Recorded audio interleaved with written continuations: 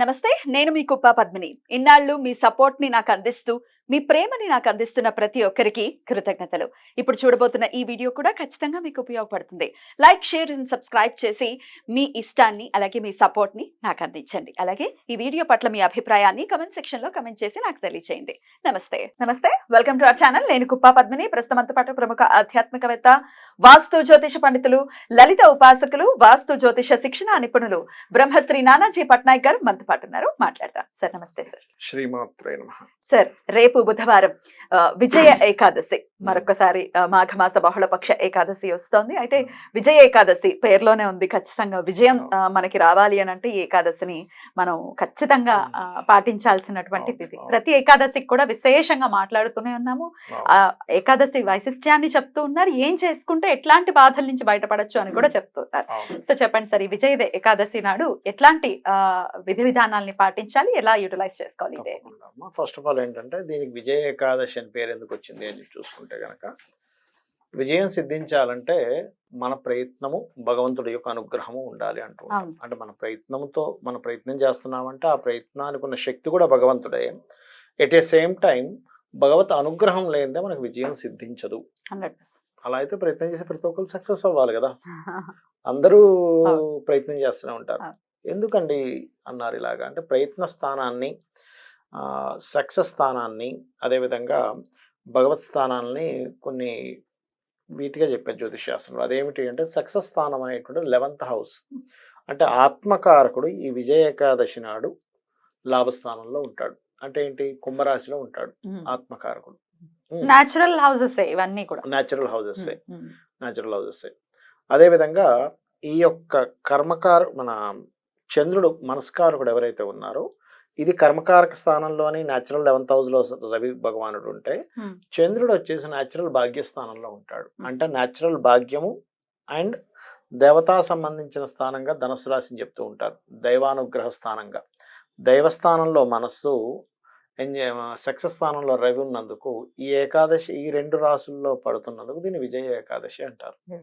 అంటే విజయం పొందాలంటే ఏవైతే స్థానాలో ఆ స్థానాల్లో మనసు, ఆత్మ ఉన్నాయి కాబట్టి.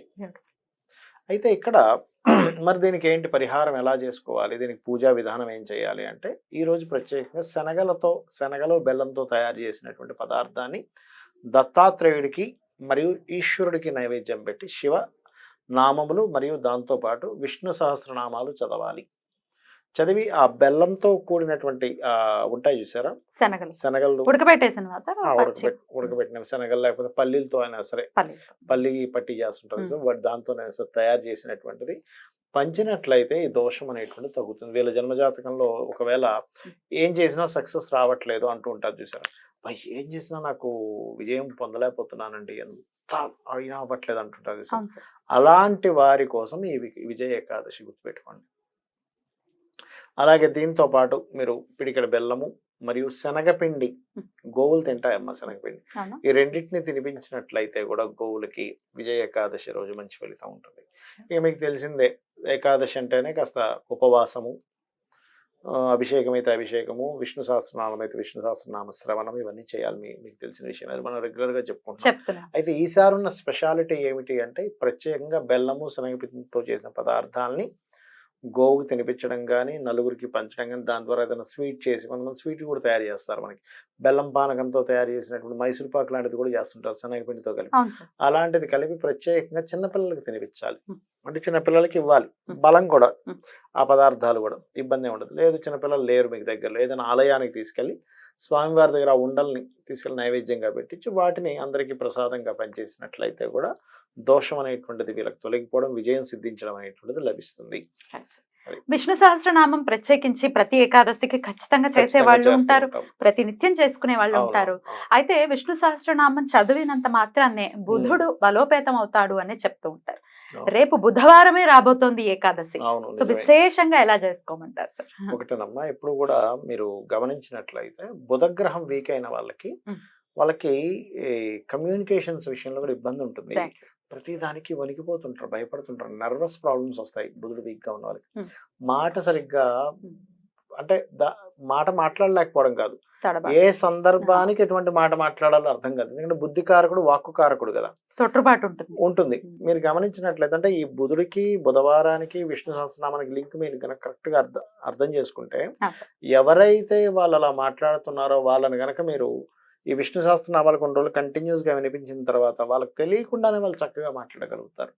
అలాంటిది మీరు అన్నట్టుగా బుధవారం నాడు వచ్చినటువంటి విష్ణు, అదే మన ఏకాదశి, విష్ణువుకి ప్రీతికరమైనటువంటి ఏకాదశి వచ్చింది కాబట్టి ఆ రోజు కనుక కంటిన్యూ వీలైనన్ని సార్లు కనుక విష్ణు సహస్రనామాలు వింటూ ఉంటే, నేనేం చెప్తానంటే మీరు ప్రత్యేకంగా వినమని కాదండి, ఇంట్లో అలా కంటిన్యూ పెట్టేసండి, మీ పని మీరు చేసుకుంటూ ఉండండి. అలా వద్దని గొడవ కదా సార్, బయట యూట్యూబ్ లో ప్లే చేయొద్దు, వినొద్దు. అయ్యో మరి ఎలా వస్తుంది? అదే కదా, ఒక వ్యక్తి నేర్చుకోవాలి, ఎలా వస్తుంది? ఎలా వస్తుంది మరి? లేదు, తప్పేం కాదు. గాయత్రి మంత్రాన్ని అలా ప్లే చేయకూడదు. ఇప్పుడు కొంతమంది పెడుతూ ఉంటారు గాయత్రి, తప్పది. విష్ణు సహస్రనామాలు వినొచ్చు, తప్పేం కాదు. నామములమ్మా అవి, నామాలకి తప్పేం లేదు. లలిత గాని విష్ణువు గాని ఖచ్చితంగా ప్లే చేయొచ్చు. దానివల్ల ఎవ్వరికి గాని ఎటువంటి దోషము లేదు, ఇది గుర్తుపెట్టుకోండి. సో కంటిన్యూస్ గా అలా ప్లే చేస్తూ ఆ రోజంతా వినే ప్రయత్నం చేయండి. ఇప్పుడు మనకు టెంపుల్స్ లోపల పూజలు జరుగుతుంటాయి, మైక్ లో పెట్టి మంత్రాలు వినపడుతుంది, మంత్రాలు వినిపిస్తుంటాయి. మరి తప్ప? మరి తప్పు కాదు కదా. మరి 10 మంది కూర్చున్నప్పుడు హోమం జరుగుతుంటుంది అంటూ ఉంటారు బయటికి, తప్ప చెప్పండి? ఏదైనా సరే ఇప్పుడు తప్పు ఎప్పుడు అంటే అపశబ్దం పలికితే తప్పు. వింటే తప్పు వింటే ఎందుకు తప్పు అవుతాం? మరి వేదం ఎలా వినపడింది కదా, ఫస్ట్ వేదం వినపడి తర్వాత వాళ్ళు మనకి నిక్షిప్తం చేశారు కదా, అందించారు కదా. వినడం తప్పు కాదు, గుర్తుపెట్టుకోండి. పలకడంలో దోషంగా పలికితే 100% తప్పే.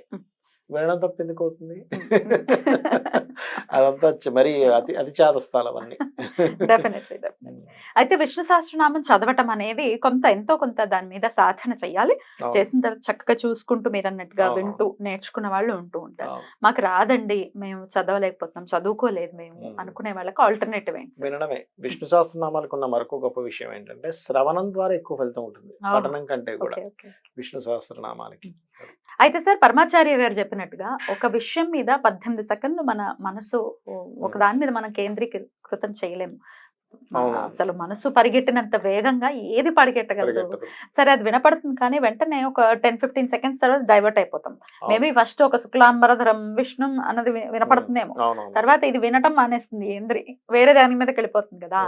ఎలా దాని మీద మనం కాన్సన్ట్రేట్ చేస్తూ వినొచ్చు సార్? అందుకే మన వాళ్ళు ప్రత్యేకంగా ఛందస్సు కానీ దాన్ని ఏమంటారు, ఒక లయబద్ధంగా దాన్ని పాడుకోమంటుంటారు. నేను అందుకే ఏం చేస్తాను అంటే, నేను కూడా మనసు ఎట్లా డైవర్ట్ అయిపోతుంది దాన్ని జపం చేసేటప్పుడు, దాన్ని కూడా లయబద్ధంగా చేయడం. అంటే మనకి ఆ రిథమిక్ గా కానీ మనం చేస్తున్నాం అనుకుంటే దాని మీద కాన్సన్ట్రేషన్ అక్కడే ఉంటుంది.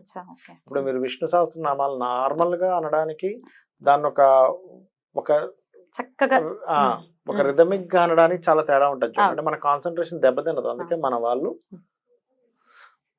పలానా దీంట్లో మీరు పాడుకోండి విష్ణు సహస్రనామాలని, ఈ లలిత సహస్రనామాలు ఈ రకమైనటువంటి దీంట్లో ఈ రిథమిక్ గా పాడుకోండి అని చెప్పారు. ఆ రిథమ్ కనుక మిస్ అవ్వకపోతే మనకి కాన్సన్ట్రేషన్ పోదు. ఒకవేళ మిస్ అవుతున్నా మళ్ళీ తీసుకొచ్చి కూర్చోబెట్టడం మనసుని చేయాలి కదా, అది సాధన. అసలు మనసుని మాటిమాటికి మనసు చలించుకుంటూ వెళ్ళిపోతుంది, దాన్ని మళ్ళీ తీసుకొచ్చి కూర్చోబెట్టడమే సాధనలో ఒక భాగం. ఎగ్జాక్ట్లీ. అంతేగాని అయ్యో వెళ్ళిపోతుంది కదా నా వల్ల కాదని కాదు. ఇప్పుడు సైకిల్ తొక్కుతూ ఉంటాం, చిన్నప్పుడు పడిపోతూ ఉంటాం, పడిపోగా ఒక్కొక్కసారి అలా కుదిరి టక్కన సైకిల్ తొక్కడం నేర్చేసుకుంటాడు. అలాగే సాధన కూడా అలాంటిది.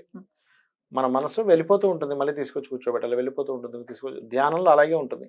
అలా కూర్చోబెట్టగా ఎలా అయిపోతుంది అంటే, ఒక్కోసారి మీరు చూసే ఉంటారు, ఇది మీరు వినే ఉంటారు, ఒక గొలుసు కట్టేసి ఒక ఏనుక్కి గొలుసుని కట్టి కొన్ని రోజుల తర్వాత చిన్న దారం కట్టినా సరే అక్కడే ఉంటుంది, అది కట్టేసి ఉన్నాం అనే ఫీలింగ్. అంతే కదా, ఇది మొదలు పెట్టడం అనేది చేయొచ్చు. విజయ ఏకాదశి చాలా అద్భుతమైనటువంటి రోజు కాబట్టి విజయం ఎవరికి వద్దనుకుంటారు? అందరికీ కావాలి విజయం, సక్సెస్ అందరికీ కావాలి. సో అందరూ చేసుకునేటటువంటి రోజు చాలా చక్కగా మాకు వివరించారు sir. Thank you so very much. నమస్తే. శ్రీమాత్రే నమః.